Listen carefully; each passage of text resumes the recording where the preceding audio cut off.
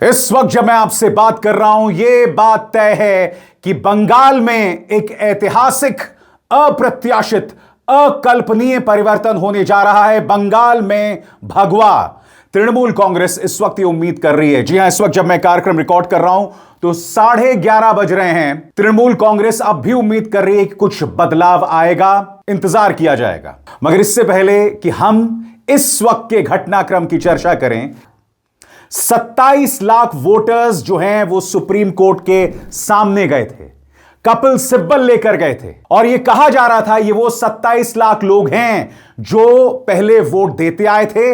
मगर ज्ञानेश गुप्ता ने, चुनाव आयोग ने जो SIR की प्रक्रिया की, 27 लाख वोटर्स जो हैं वोट नहीं दे पा रहे। मुद्दा था सुप्रीम कोर्ट के सामने और सुप्रीम कोर्ट ने क्या कहा? सुप्रीम कोर्ट ने कहा कि हम इस मुद्दे पर अभी कोई फैसला नहीं देने को तैयार हैं। ये अगली बार वोट दे सकते हैं मगर इस बार ये वोट नहीं दे पाएंगे। 27 लाख ये शामिल है 91 लाख में जो कि चुनाव आयोग ने SIR के बाद डिलीट किए, हटाए। मैं आपसे बार बार कहता रहा हूं दोस्तों, भारतीय जनता पार्टी को चुनाव जीतने के लिए EVM हैक करने की जरूरत नहीं है। जब सिस्टम आपके हाथ में हो, जब आप सिस्टम को हैक कर लें तो वो सिस्टम आपको जितला देता है। वो सिस्टम जहां पर पैरामिलिट्री फोर्सेस एक तरह से भारतीय जनता पार्टी के लिए काम करते हुए नजर आते हैं, जैसे कि हमने बंगाल चुनावों में देखा। वो सिस्टम जहां ED जांच एजेंसीज विपक्ष पर रेड मारते हैं, जैसा कि हमने देखा तृणमूल कांग्रेस से जुड़ी हुई IPAC संस्था पर लगातार रेड मारी गई। बाद में जब उन्हें बेल मिला चुनाव खत्म होने के बाद, तब जांच एजेंसीज ने उसका विरोध नहीं किया।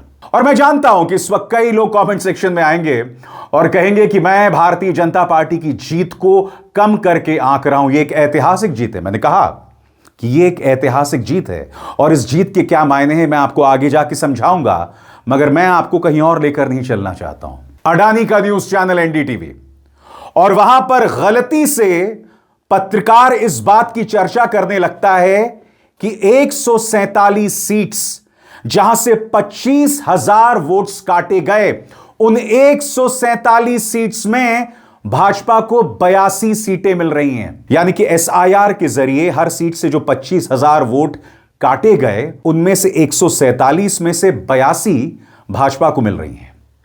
अब अगर आप ये 82 कम कर देते हैं तो भाजपा 100 के नीचे या 100 के आसपास आ जाती है। ये मैं नहीं कह रहा हूं, प्रधानमंत्री नरेंद्र मोदी के परम मित्र गौतम अडानी का न्यूज चैनल कह रहा है।